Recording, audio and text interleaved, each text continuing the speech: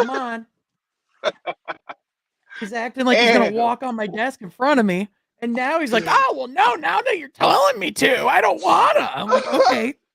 Instead, just goes off by himself like, nah, I'm going to do this Uh-huh. solo. Uh-huh. And He's like, no, we I'm going to do are what I want. I'm like, live.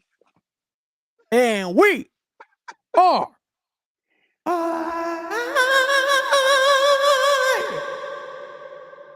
What up, though? What up, though? What up, though? This is Welcome not a to green What We're screen Pistons. behind me. Yeah, that's a beautiful green screen. Welcome to What We're Pistons Table Talk for another Thursday, what the hell? June 15th, 2023. I am one of your hosts, Sean Murphy, alongside to my left, the I man, love the this, myth, dog. the legend, a tall glass of Kool-Aid. My boy. Hey, How brother, we as doing? always, man. I'm good, man. Your introductions, bro. I feel like Mason has just called me out of the Palace tunnel, man. Yes, the Palace, because they were winning there. Hey, I yeah, feel great. the good old days. It's good to Dog. see you, man. But also joining us is another one of our guys, the man that's here for what? Jalen at Jalen HTV. My guy, how you feeling today? I'm good, man. Just I told Kool-Aid I gotta take care of some stuff, but I'll pop in for a few minutes or so, see what's going on. It's got a big week coming up, so I'm trying to see what's going on. I'm chill today though. I have no issues, no for what's, no nothing, just all joy. I'll see it when I believe it, but this it. No, I'm kidding. I'm kidding. I'm kidding. I'm kidding. Oh my gosh. It's good to see you, man, for Oh, real. snap. But this is another episode of Where We're Pistons Table Talk. If you don't know the deal by now, let me give it to you. Each and every week, we sit down, we talk all things Detroit Pistons, the OG live weekly talk show surrounding the men in the Motor City. If you like that, make sure you like this video, subscribe to the channel, hit that notification bell so you don't miss any of the content coming from this channel. But also, be sure you're following my guys on social media so you're not missing any of the great work they're doing. My boy Kool-Aid at Detroit Kool-Aid, Jalen at Jalen HTV. And if you're even feeling oh so generous, you can follow myself at Sean App Court. But gentlemen, we got a lot to discuss in a short period of time. So let's get right into it. Kool-Aid, you were at Yes, a pretty sir. cool event the other day. You want to tell me about it? I was. And look, we're gonna get to Isaiah Stewart trade rumors. We're gonna talk a little bit about the draft, but Sean is alluding to the Monty Williams press conference. And honestly, it was a great event. It was a We good have to time. start there, right? Yeah, We have we to. have to. We have to. Because look, we Yeah. got to talk like what were the best points for people, as well as any narrative that you might have heard that you picked up on from this press conference. And Sean, look, we were listen.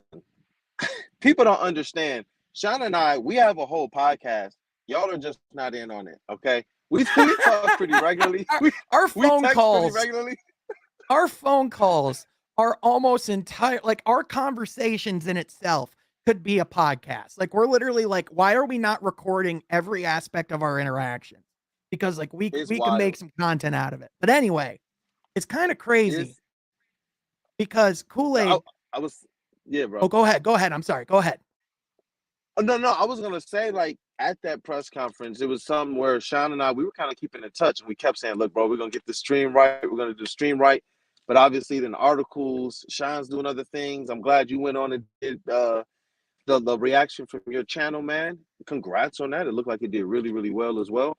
But yeah, we were clean. We were tied in. We were clued in.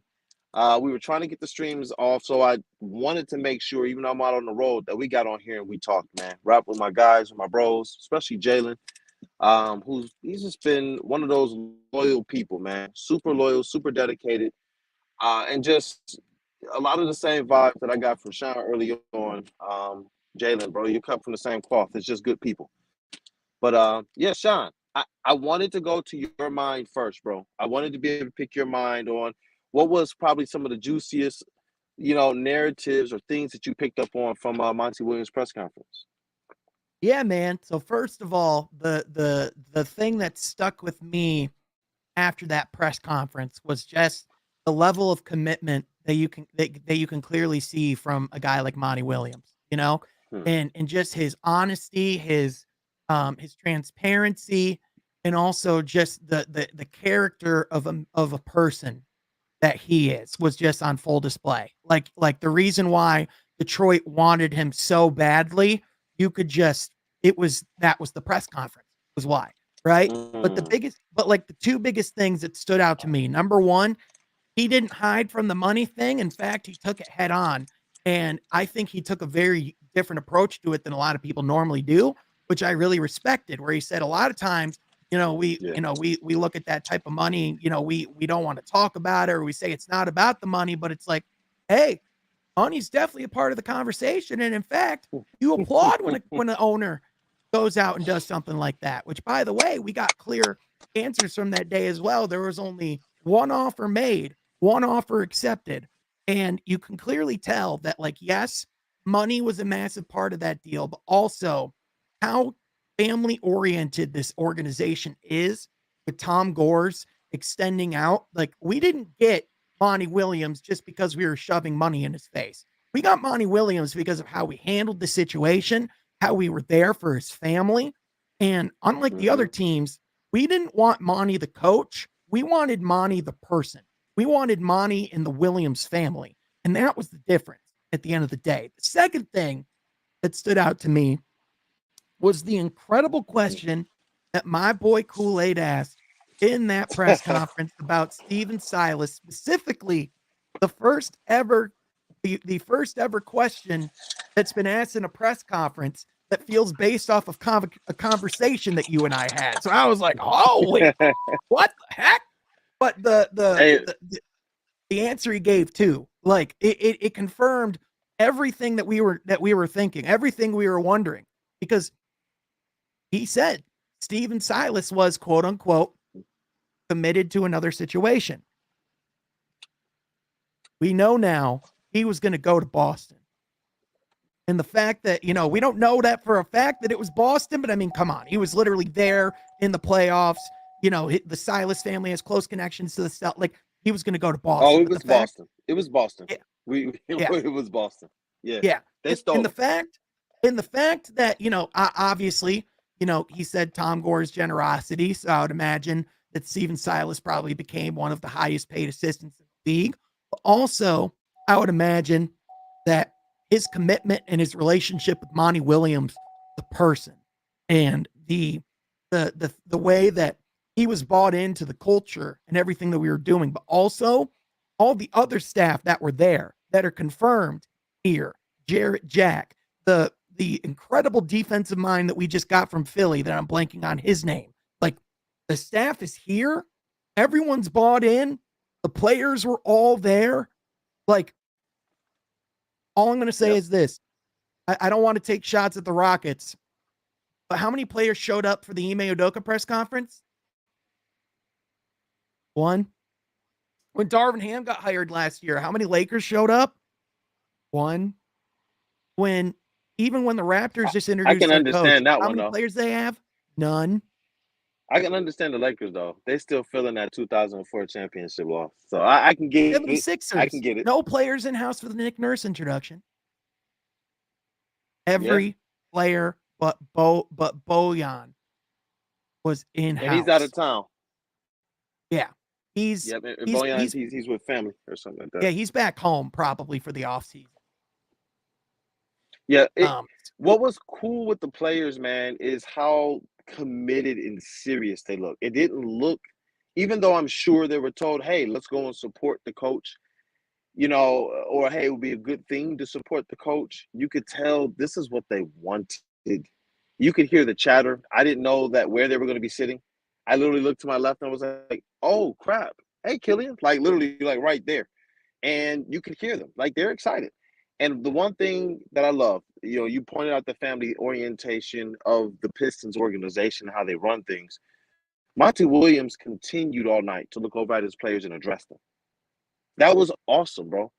Like, guys, we're gonna get this together. Guys, we got work to do. Like that type of stuff. Like, even when someone asked him about comparing them to the Phoenix Suns, I love the fact that he said, yeah, I know what people think. I know what I could say. I'm not gonna box them into that though.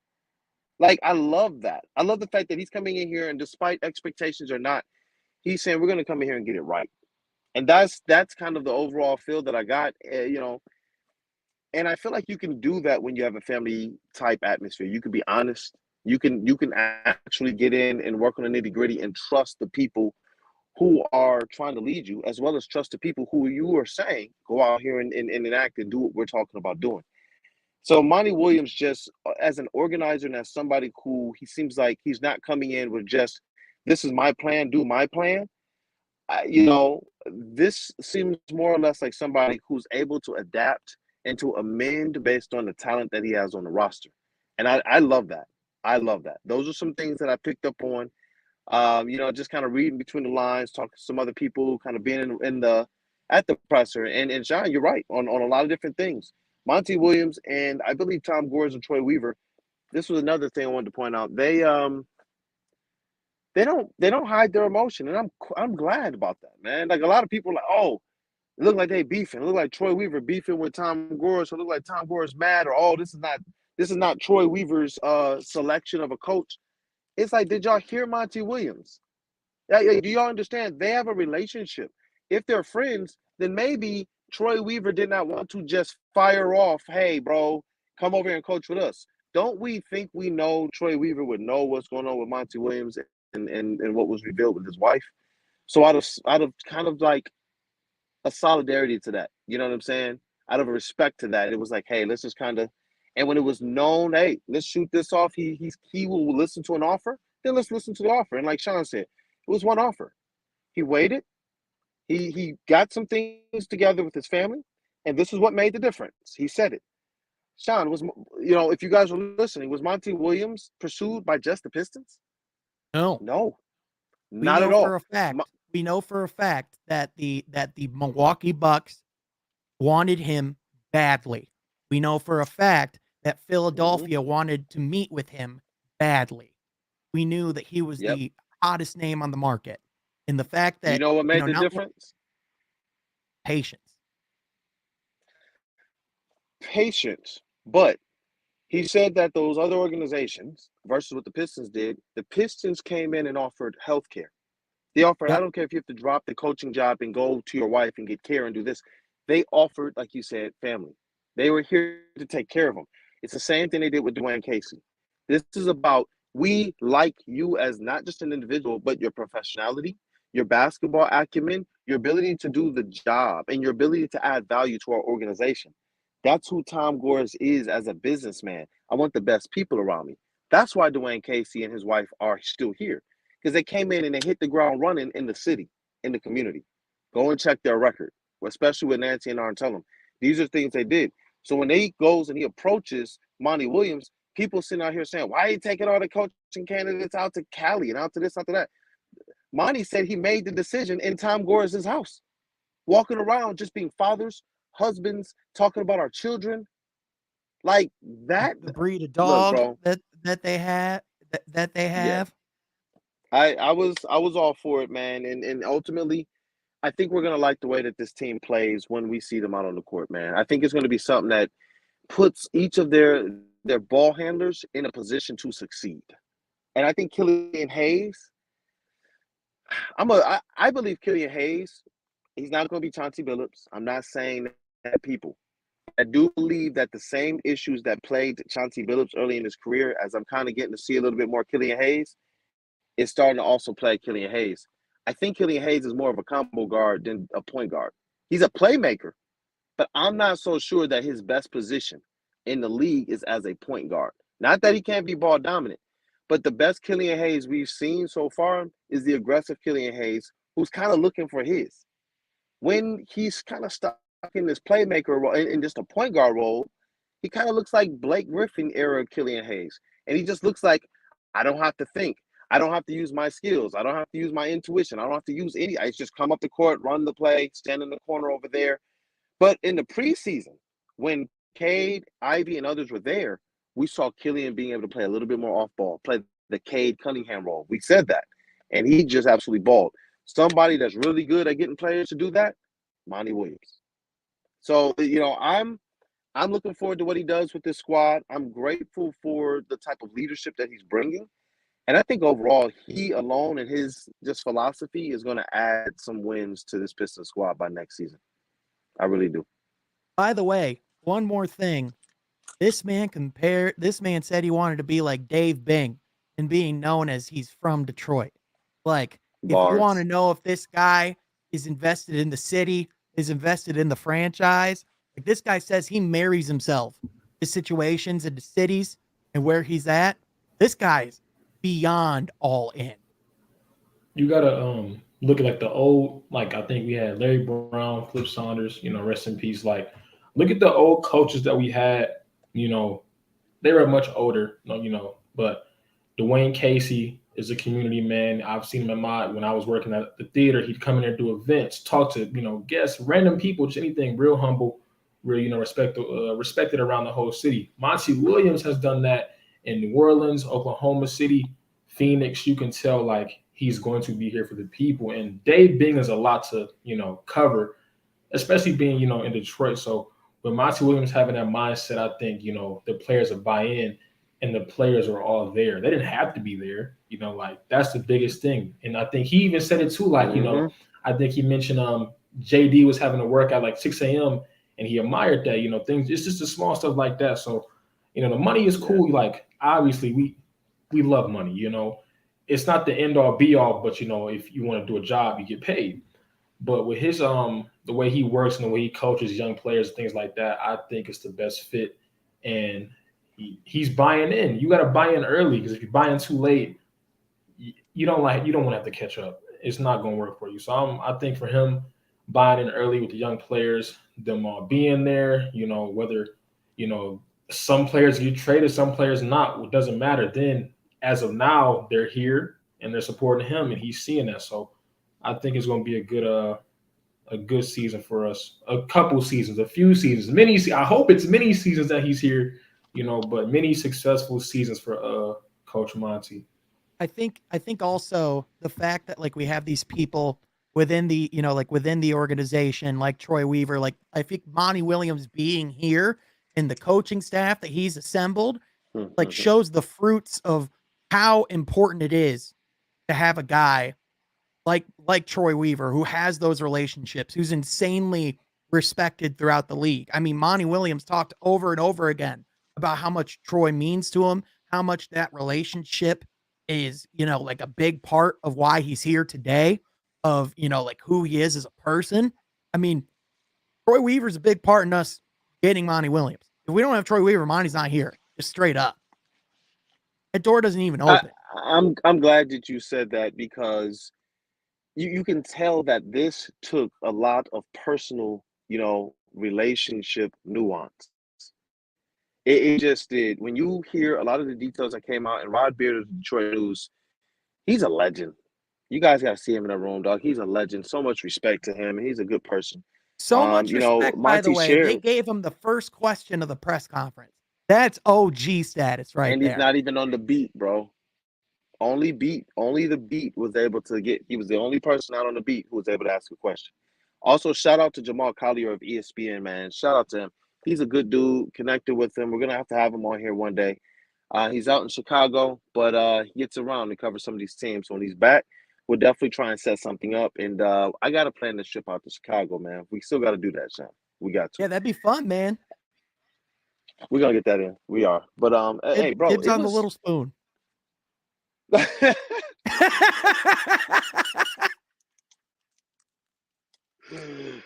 Hey, bro, you see it? Hey.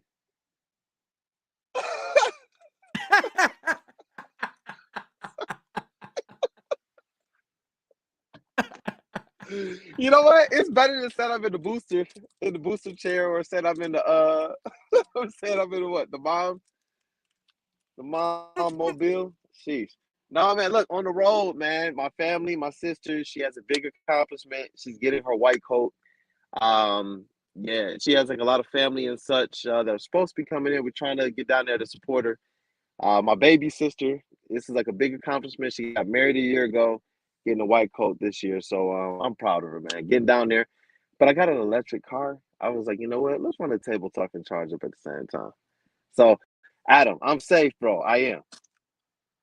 Oh my gosh, Adam is killing me, man. I appreciate you, brother. Oh I my appreciate gosh, it. man. But Sean, I wanted to ask you before we move off the press conference, unless you got any other words on the press conference, man. I wanted to talk to you about this Isaiah Stewart stuff, man. Yeah, absolutely, man. I mean, people trying to, question what his value is and how good he is. I mean, I think we're getting some answers. Yeah, yeah. But with Isaiah Stewart, I it fits the same mold as Jeremy Grant. We all knew how much Troy Weaver loved Jeremy Grant. We all knew how much at that time Jeremy Grant kind of fit where we were trying to head, obviously, because it's our GM's vision. But we all sat here and we said it. Look, he's not untouchable. For the right deal to the Pistons, Troy Weaver will do this. He will make the trade. His job is to make sure the Pistons get better. And Right. what he tries to do is he tries to pay some type of homage or respect, though, to the outgoing player. Hey, where do you want to go? Let's try and find, the teams we know are best for us. Which team on this list works best for you? Those are the types of things Troy Weaver tries to do as it relates to family, the relationship, and making sure they treat NBA guys good because they may come back around or other people may come to your organization or shun your organization based on how you handle things. So with Isaiah Stewart, and this is what you want with a good GM. In the past, I feel like Isaiah Stewart will be almost untouchable. We've seen people like Andre Drummond be untouchable. We've seen people like Rodney Stuckey be called a golden calf. Well, yeah, in the past, this would be a tough one. But with Troy Weaver, I do believe that if the right deal is out there, he's not going to be afraid to to make that deal go through. He's not. Right. So, Yeah. I definitely want to make sure I put that out there. I look, he's not untouchable. I like him. I like him a lot. I feel like Stu is a heartbeat type of player to have on your squad. But I feel like if Troy was ever going to trade him, I think we would be pleasantly surprised and pleased with the return. But Yeah. bro, what are your thoughts on all of this stuff coming up with I know with the Boston report, a lot of people are talking about can he go to the Warriors? Some people are saying, can we trade the fifth pick to the Warriors? So all that type of stuff. What are your thoughts, man? Yeah, man. I think the big thing is, like you said, Isaiah Stewart's not untouchable. I mean, there's really two guys on this team right now that have that status, and it's Cade and it's Jaden Ivey. Outside of that, I would say, that's really about it. And even then, like you can't say that for certain. So, like the thing is with Beef Stew is like, is he untouchable? Absolutely not. However, do I see him getting moved? Not necessarily. I think the reality of it is like you said, the Pistons would have to love the trade package that they're getting in return. Like they would have to know that they're getting something solid. And like especially a team like Boston, I'm sure they're interested in a guy like Isaiah Stewart. But the reality of it is teams like Boston, teams like Golden State, like they're going to be looking to like contend going forward. They're going to want to be competitive themselves. So what would they actually be willing to give up? I have no idea. But I mean, first of all, it shows that we're finally getting players and drafting players in house that people want. So, I mean, we're not Mm. used to these rumors of having players that teams want to trade for. So that's a good You're sign, right. right? You're right. Yeah, That's a great point, bro. but like, but on top of that, Like again, other teams want our players. It's like, wow, this is an accomplishment. Thank you, Troy Weaver. well, yeah, but like legitimately though, like how do I know. you upgrade your situation? How do you get better? You have to have assets that are valuable. You know what I mean? You have to get guys that other teams miss on. Other teams, and Isaiah Stewart is very much a guy that slipped through the cracks. And I think, is showing that he could do a lot more than people realize. So, when looking at the landscape, does it make sense that that teams are calling and talking about him? Absolutely. Is Troy Weaver going to listen and be receptive? Of course. Do I think he's going to pull the trigger? I personally don't think it's going to happen. However, again, like you said, if the right deal is on the table, anything is possible. Yep, yeah. Sean, you put that so succinctly, and I'm glad that you put your stamp on that. Like, I don't want to be traded either. There's an intrinsic value that Stewart has. We've heard Terry Foster talk about it, and it's interesting. Terry Foster was like, it's cool to see you guys cover the team because you have a foundation of the bad boys and the 2004 Pistons are gone. When he was covering the team, there was no foundation of going. He said the Pistons sucked. Yeah, he was like, they were awful. when they brought in Trader Jack, it didn't just get better right away. And you saw the types of players that this team needed. So if they're really talking about a restoration, the only guy we have that really fits the absolute dog in them from the bad boys, the only player, I'm talking about on both ends of the court, and I'm talking about in terms of if they'll step to people. Now look, Cade, Ivy, those guys, we're not supposed to see that from them. So if they have it, it's no disrespect to them. They're not supposed to be those guys. Just like Isaiah and Joe Dumars weren't supposed to be those guys. But in Right. terms of what I see from Stewart, man, I don't know like how you just let that go and you don't at least replace that. But where are you And on top of replacing that that too, type of like aggression? and as much as we adore all the players on this team, tell me a guy who plays harder than him every night. Name me a player in the league that brings that intensity every night. Andre Like Drummond. it's a short. I'm sorry, bro. I'm just playing, y'all. I'm playing. I'm sorry.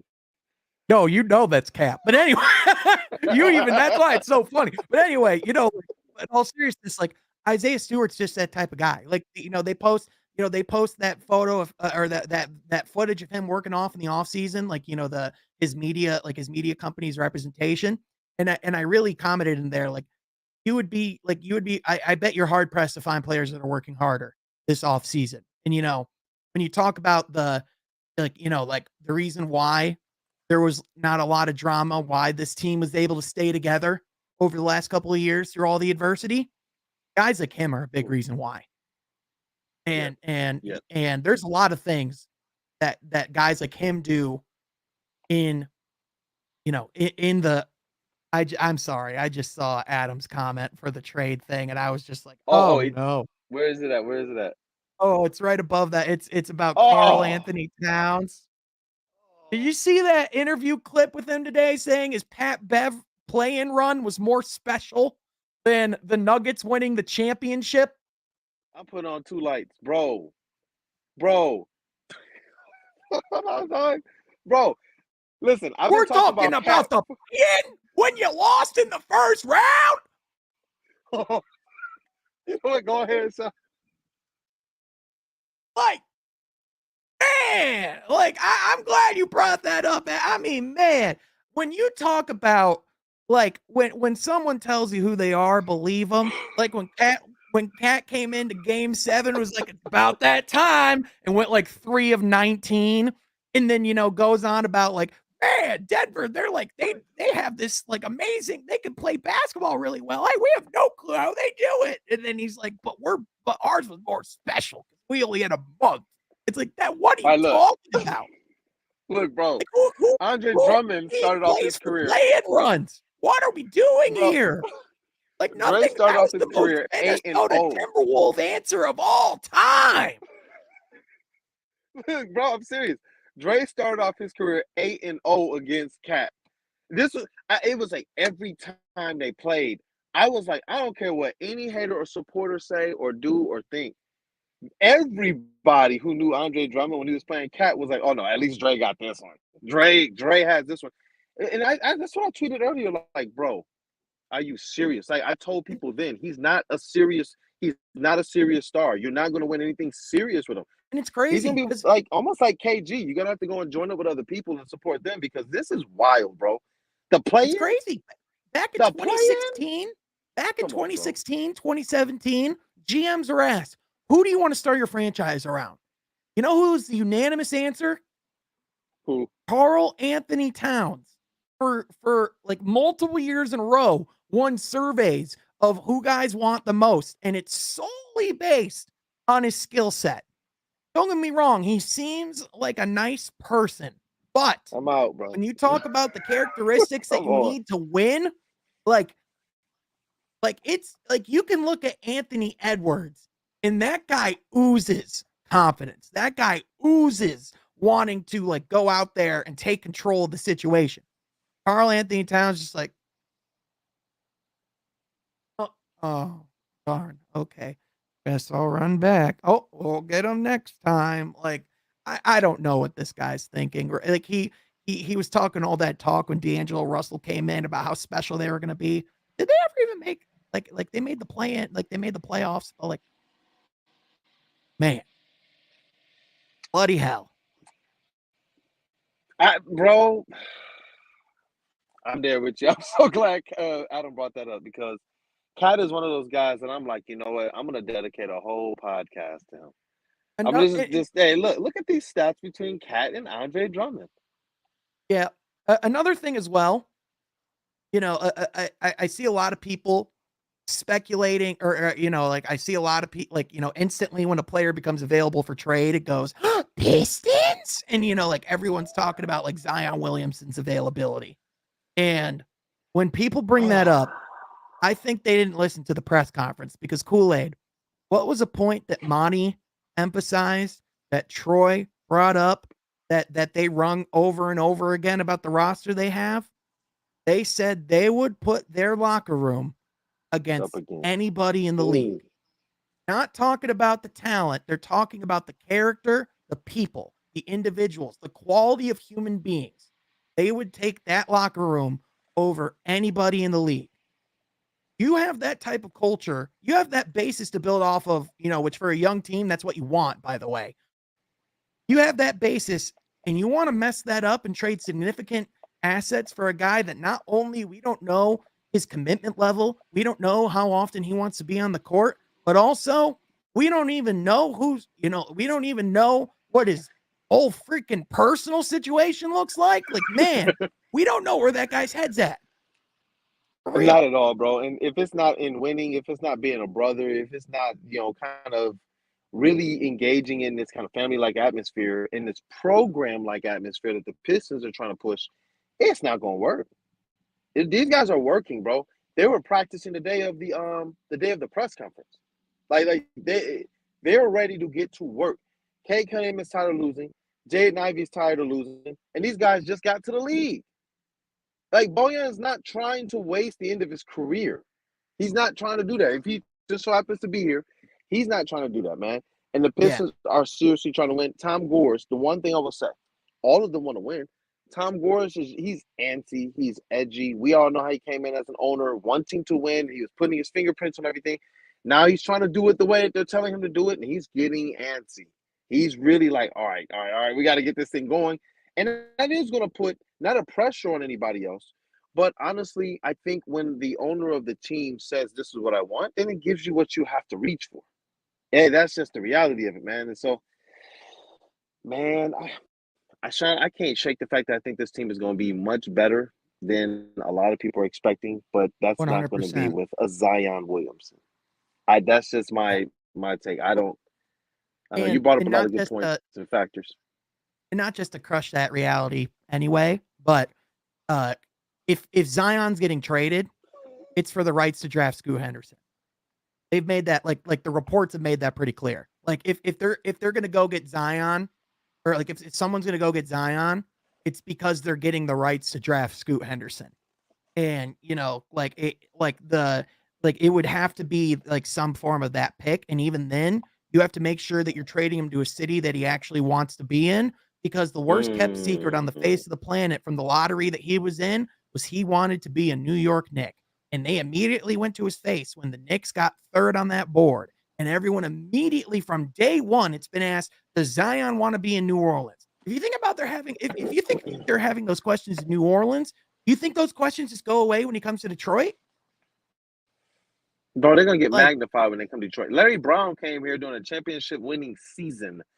And by like the next year, it was already rumors and whispers of he's longing for New York. Like, people who long for New York, that's just in their blood. And I can't even hate them, because if I was anywhere else but Detroit, I remember when I was out in the East Coast, all I did was rep Detroit because I just wanted to be home, bro. It's just something different about it. So I can understand that. And what are the first rumors that you actually heard? After it was he may be traded, we hear the if it's for a draft pick, we hear the Hornets. But if it's to another team, we're hearing the Knicks already. So yep. it's just like, I know what his PR team is trying to do. I know where they want him to land. I know that the Pelicans are going to probably do what's best for them.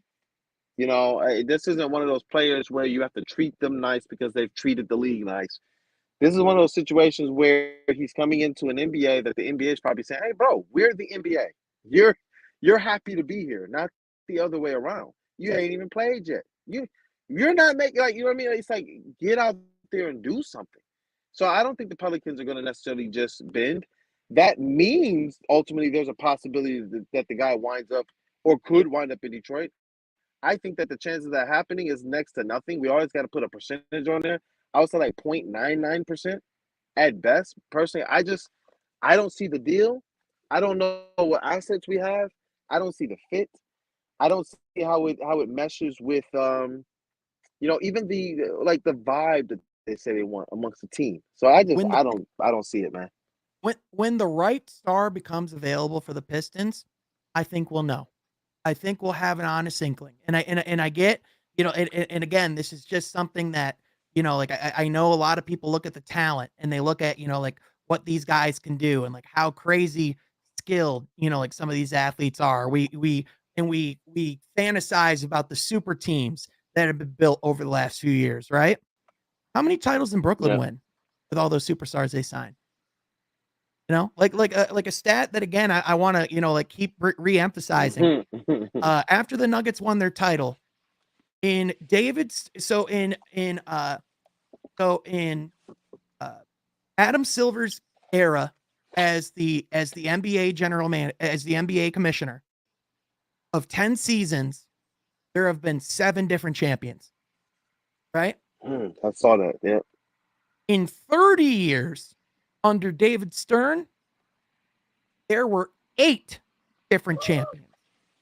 What does that tell you? Well, number one, it tells you that the system's changed.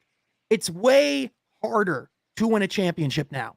And number two, what else does it tell you? What does it have in common with a lot of the teams that are winning championships? They built it in house. Honestly, think about it. When was the last free agent acquisition that led to a championship? The Lakers? But even then, like that was like a crazy trade. That was like a once in a Yeah, lifetime Anthony Lakers and Davis available type Raptors thing. and then Yeah, Kawhi, but that is still another kind of unique situation. everything else was built in house. Like Kawhi was just the last piece. Giannis was built in house. The Warriors were realistically built in house. The Cavs, Mm-hmm. even though with LeBron coming back, you can still say that's kind of built in house. Yeah, You're right. they had to do You're a lot right. of Yeah, work there's a lot before of then teams and that do some built in authentic house. things to get ready to have a good roster.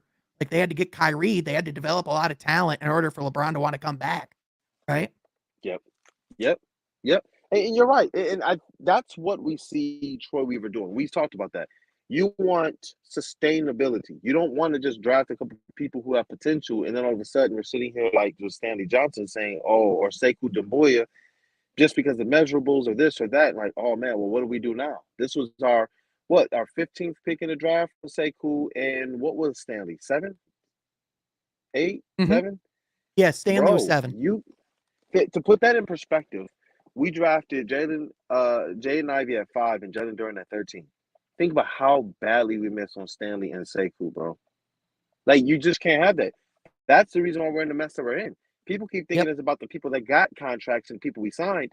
No, it's because there was nothing to put that around. Yeah. It's seriously, there was nothing here. The cupboard was effectively bare here, even though the paychecks was going out at an extreme, like almost at the tax limit. That was crazy to me, bro. You got How to you hit at the on the tax shots limit? that you get. You have to nail your draft, especially if you're a Have small to. market.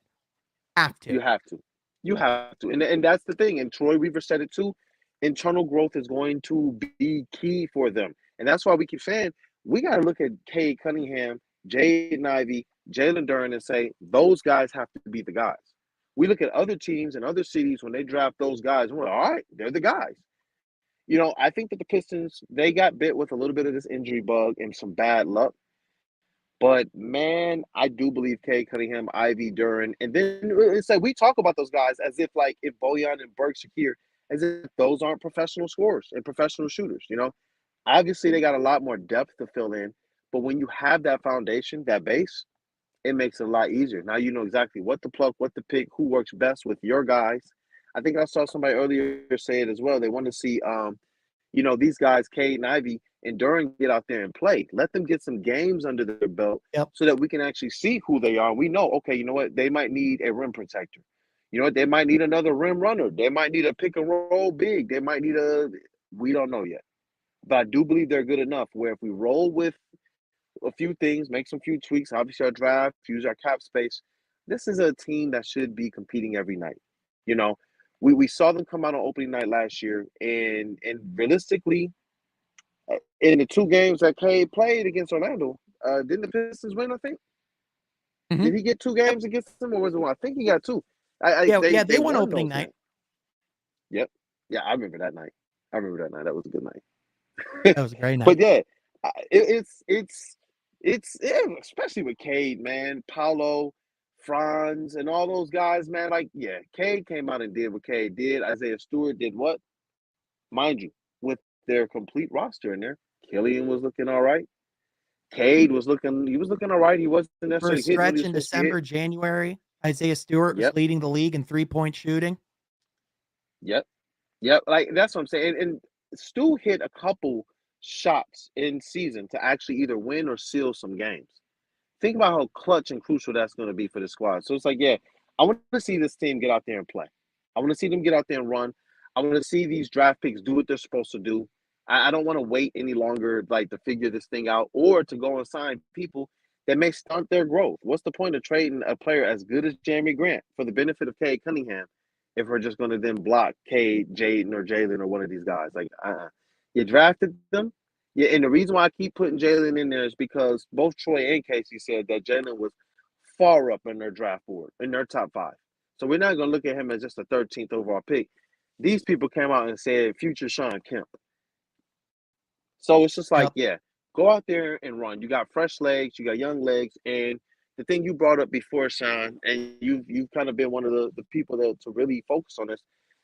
Not only has the NBA got more competitive under Adam Silver, but with what's happening with the CBA moving forward and what the Pistons are actually doing, they are in a great spot.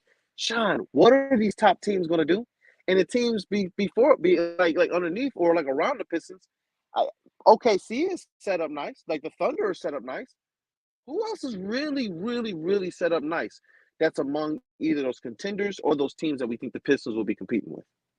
Oh, they're scrambling, dude. Teams like the Warriors, the Suns, they're figuring out how in the world they can pay these guys.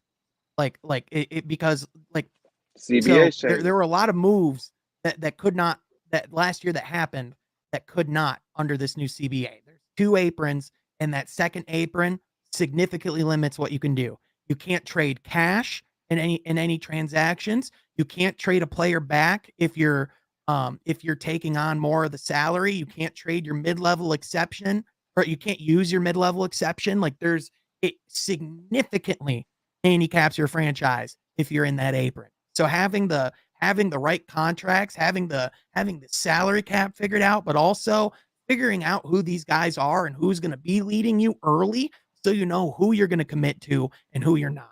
Like that's insanely important. Yep. With this comment, Sadiq Bey was traded, and KCP for the same reasons. These guys were traded because of the contracts they wanted. And when KCP first got traded, the contract he got when he first got that deal, it was not worth him. What he's getting paid now is worth him, and people will look at it that way. But Sadiq Bey, from everything that I was hearing, he wanted to get paid on his next contract. And we said that the Pistons were going to be making decisions this season, the season that just passed, or making assessments on Isaiah Stewart, Killian Hayes, and Sadiq Bey. They had to because this season coming up, Killian Hayes' contract is going from $5 million to like $7.5 million. That's a nice little chunk of change for a player that we're contemplating should he be on a roster or not. Then his cap hold the next summer, bro, it's like $10 million. Can't do that. So you got to make decisions. The thing with Sadiq Bey though is that he wanted to get paid. And if Isaiah Stewart or Killian Hayes want to get paid like above their level, Troy Weaver has already shown us with Sadiq Bey, I'm not the guy that's going to pay that. Now, Sadiq, what I did we think get for Sadiq wanted at least like what, like 16 more. He wanted like 20, 20. He wanted 20. listen? We'll just say that those were rumors we heard. We'll leave it there. I wish Sadiq the best in his future endeavors. We'll say that. Hmm. So if Stu and Killian, if they're like, hey, we know we can get this in free agency, Troy is just like, well, I know I can get this in free agency. You know what I'm saying? That's how Troy is. It just is. He loved Jeremy Grant. Yep. Here you go. I'm about to get Jalen Duren, bro. Like that's just what it But is. So again, it I had to love be for that. the right price. People were questioning what in the world he was doing, but it had to be for the right price when he did it, right? And the price was to be able to go get a guy that he absolutely was in love with. So, like, again, back to like the Isaiah Stewart thing, you're going to do it.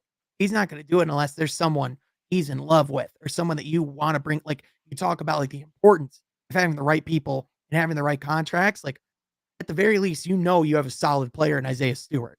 So, like, if you're going to move him, you have to make sure it's for the right piece. And that's what I like about Troy Weaver. I don't even I wish I remember the details of the KCP stuff. Him going out, if we got anything in, if it was just I think he just walked. Did we just relinquish his restricted free Yeah, agent rights? KCP was a free agent. Yeah, he just straight up walked. Yeah, I think we just said we can't pay you, but we like you. And it was just like, okay, and it was I don't know, man. When I look at Sadiq Bey though, these are the reasons why we told you at the beginning of the year they're about to start making decisions. And Rod told us two players, at least two players, two trades are happening. This was before the Bojan trade. Bojan and Sadiq got traded. Like, and he told us, like, we kept saying, yo, decisions have to be made. Rod, can you give me anything? Yeah, people are gonna get traded. You can't, we said it too. You can't keep everybody. That's the old Pistons way. You can't do that. That's the last 15 years way. You got to find ways to get better, not just let people leave either. So KCP and Bay are two separate things. KCP, they did not do right by. With Bay, they were able to go and swing a deal for a former number 2 overall pick that the Warriors are saying that they regret letting go. So Yeah. there's a difference here. If there is ever something for Stu going out, you know, I don't think that is just, okay. And that's not how that works. Troy's going to make sure he gets something. He will. Yeah. Yeah. 100%. Yo, what up, though, Ashton? Shout out to you for being in the chat. Thank you to everyone that's here right Shout now, out hanging out Ashton. with us, y'all crazy human beings. And shout out Mr. Jones, man. I was trying to put it back on the screen, but the comments kind of took it. I saw Yeah, him. He Pega Jones, man. $10. He definitely. said, CBA is the key to this next season. I think fans don't understand what these teams that are overpaying for these guys are going through. We should keep our flexibility and use it to our advantage, 100%. Because you have teams like 100%. Phoenix you have teams like Phoenix who's contemplating just straight up waiving Chris Paul.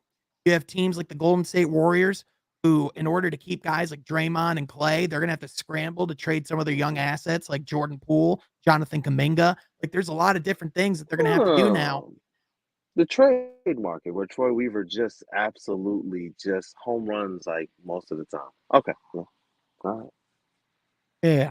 Yep. 100%. Yep. So I think, like, Bro, I'm sorry, bro. I just really, I'm sorry, bro. We just realized this. The CBA means a lot of teams and a lot of stars and a lot of players are going to be disgruntled. And Troy is like, in the press conference, we're just going to wait around and see if there's some disgruntled stars, some disgruntled players, the around the league. flexible teams will Bro, have the leverage, Kool-Aid. They can hold up the bro. gems and be like, listen, if you're gonna give me that dog contract, I'm gonna need something nice. Yep. Hey, Ashton, bro. What is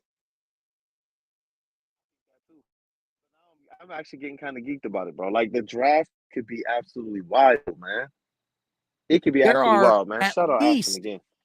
there are at least 4 teams that have all expressed interest or have been contacted about trading their pick. Like, outside of the top, like outside of number 1, like, we all know what's happening there. The top 5 is in play, man. The top 10 is in play. Teams like Toronto, teams like New Orleans are wanting to potentially move up.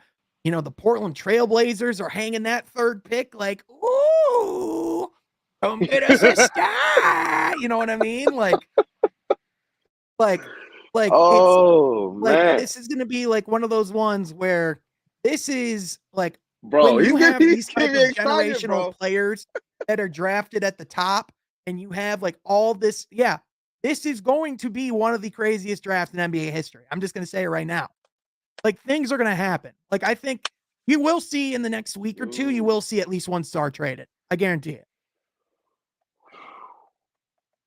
Like I'm not saying for Detroit, but like league wide. Like Bradley Beal, he could be somewhere else in the next week.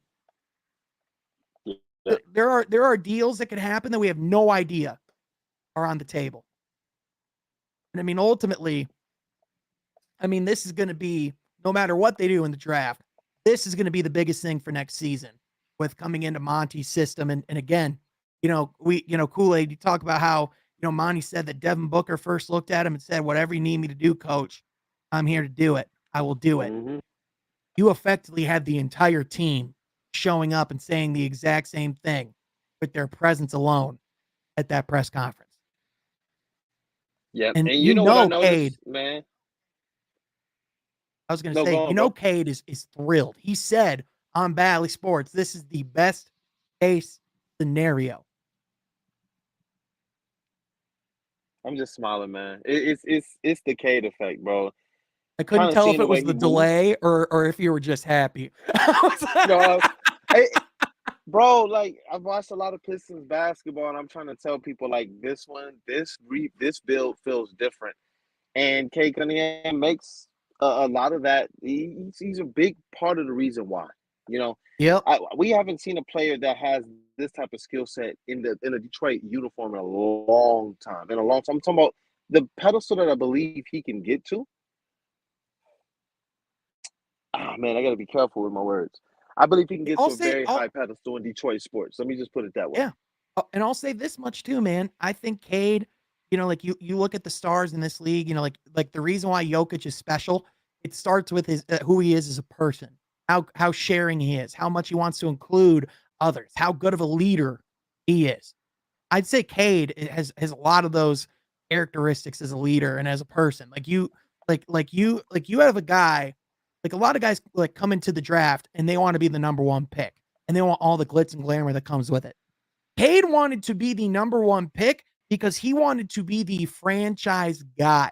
He wanted everything that came with it, the good, the bad, the ugly. He wants to be able to be the guy to lead them through that storm. And I mean, you saw how from year one to year two, just how much more determined, hell-bent, confident he looked. He was literally playing with fools last year on the court. Like, my God, an entire offseason to work with some of Monty's guys, get into the system that Steven Silas and Monty are creating here, giving Cade some more of that freedom to use that supercomputer that's between his ears to manipulate the court to his own will.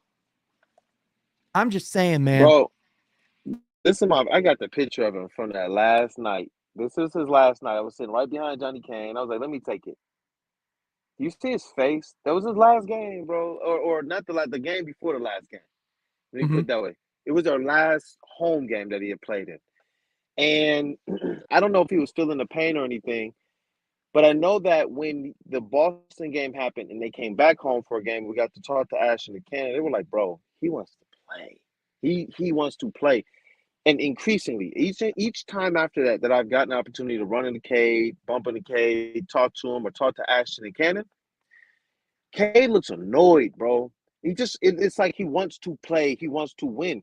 When we go back to the offseason and remember what he was saying, like, yo, I have figured out this league. I know what I got to do going into year two. Like, it's frustrating when you see that he went on a stretch, bro, of not having it all figured out right before he got injured and hitting 28, 8, and 8.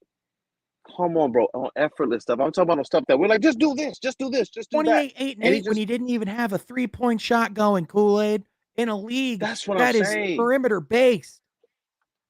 That's what I'm saying. In his defense, too, like I keep telling people this, he is 6'6", and he has length. Like he has some raw athleticism. We missed a lot. And this was a guy who didn't know all the tips, all the tricks, all the trades, all of this, all of that. On top of having superstars that have that kind of connector quality, saying he's the next one up. That's why I'm saying, look, man, I know that there's people who have freezing cold takes out there and everything, but from the start, from before they drafted Cade Cunningham, I know you were probably doing your homework too. Like, he he's just a different player. Who's the last player we've had in the organization that has that same type of acumen? Like, think about that. Like, I don't care what people think, man. Like, I think he is the real deal. I'm gonna save where I think he's gonna land in Detroit sports until after next season. Want to see him out there on the court, but I believe in him, dog. I really do. I really Yeah, do. I said it here, man. I think Cade's gonna win MVP someday. Like, I firmly believe he has that upside, that type of ceiling. Like, and quite frankly, I think you especially saw over these playoffs and over the last year why Cade was the number one pick. How'd Cleveland do in the first round? How was Evan Mobley in the playoffs? What was he able to create? Like Unicorn you have poops, people in Cleveland, like after that playoffs, like genuine going like, man, if this guy can't start to get some remnants of offense, like we were ready to crown Evan Mobley as the next Bill Russell. But the reality of it is, like the reason bro. why Preach, Cade, like the reason preach. why Cade was the number one guy in that draft is because for a fact that guy can go out and get his, but he can also create even more for others. Whereas Jalen Green, Evan Mobley, there's questions. But Cade, the only question is, when's he getting back on the court and can he stay out on the court? And quite frankly, the injury he has is not the type of injury Bruh. that is easily to replicate. So I agree with this 100%. I've been saying he's going to have a Tyrese Halliburton like caliber season. And I think in the next Bro. couple of years, he could have a Shea Gilgeous-Alexander type season we saw this year. Like, seriously. No, do you see him when he plays OKC? That's what I'm saying. There's a certain physicality that Lou Dort and Shea play with. And right now, the only player on our team like that handles the rock that plays with the same physicality is Cade. I'm talking about that bump off, short little.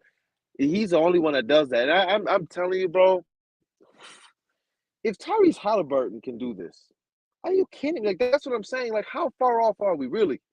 We're talking about Tyrese Halliburton. Who are you picking, Tyrese or Cade? You see Cade what I'm every saying? day and Like, twice how on off Sunday. are we? That's what I'm talking about. Cade already put up the all-star type numbers, bro, in his rookie season for a whole half a season. And I believe he was going to do it again this year. He started hitting that stride. That Boston game, they were like he's chomping at the bits. But He they have was to do what's best. so freaking good, dude.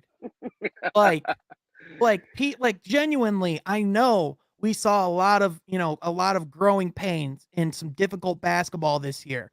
But man, Yeah, if you that's it go right there. back, if you go back and watch the first 12, 13 games of the season, especially when Cade was in his bag, when he was cooking, oh my lord, dude.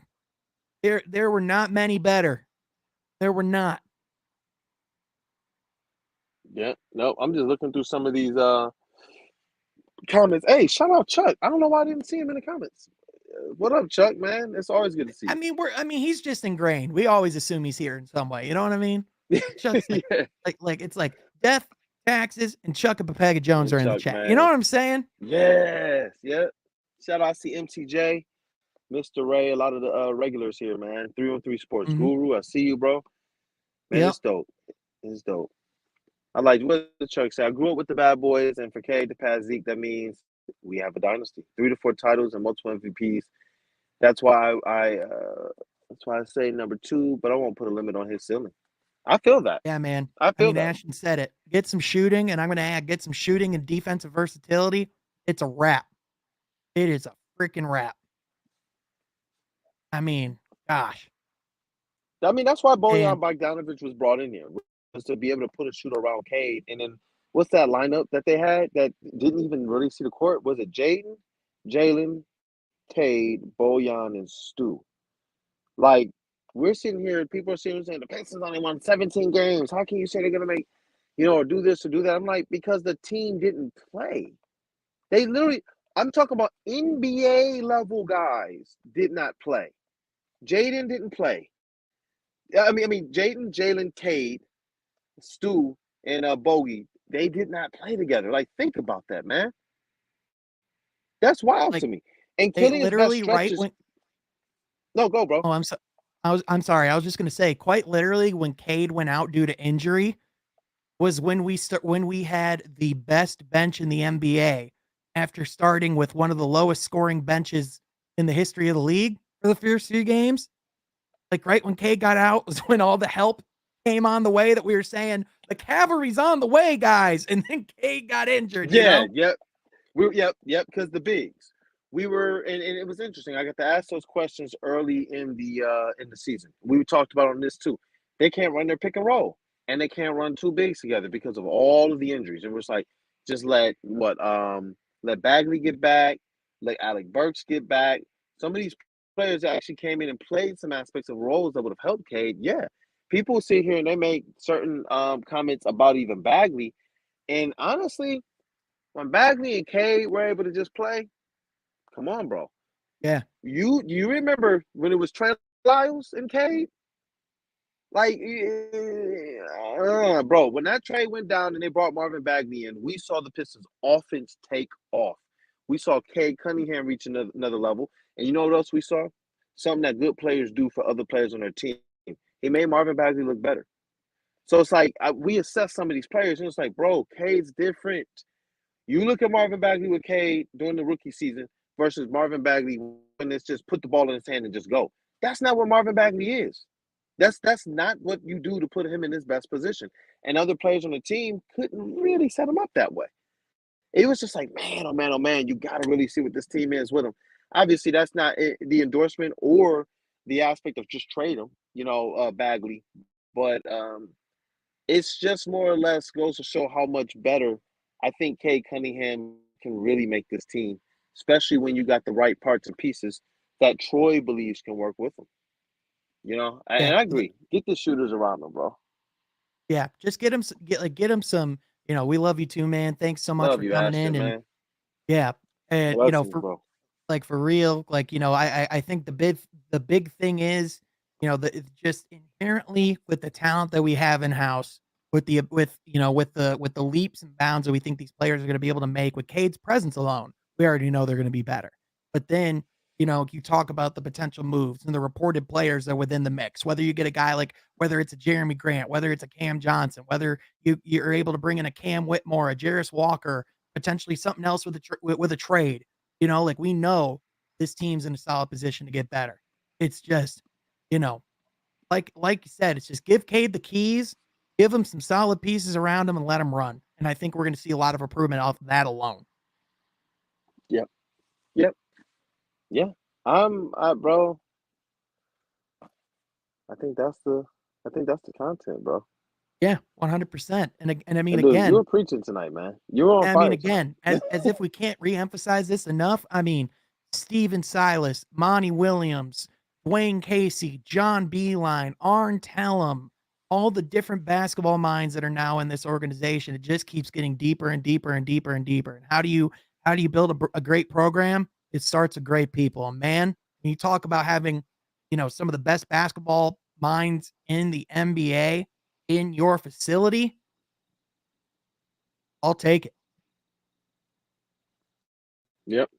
I'll Yep. take it. So Bro, with that, this I was just gonna say, bro, I thought this was some great basketball conversation. I do. I oh wanted yeah, to make sure we touched on some narratives, and I think it was fully fleshed out. And Sean, you're on fire tonight, bro. I appreciate it, man. Hey, you're great yourself always, every night, man. I appreciate you, brother. I do. And shout out to Jalen for tapping in tonight. Steve, he wanted to be able to jump on, but at the time he just didn't work out. He did get the draft show up today, so definitely go and support him. Check that out. Steve the GOAT, man, he's doing a lot of good work. So, but check out From Half Court as well. Sean is doing a fabulous job holding down that channel along with his guys as well. I know Jeff is over there, Troy is over there as well. I don't want to shortchange anyone else, but I'm just proud of you, bro. I I really am, man. appreciate it, man. Keep. What's the phrase? Stay consistent and keep crushing, bro. I Seriously. appreciate it, man.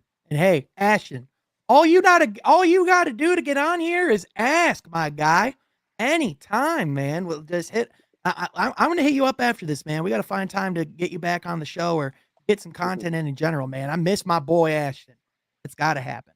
But man, Seriously, thank you all to everyone who tunes in. Papega, you freaking madman. Thank you so much Thank you, for brother. your donations, for your generosity, for all the kind words. We seriously, we appreciate you all more than you could ever know. Love the community that we're fostering here. And we're just getting started, man. We have some exciting things in the works. And believe me, it's going to be a good year. But with that, folks, thank you so much for tuning in.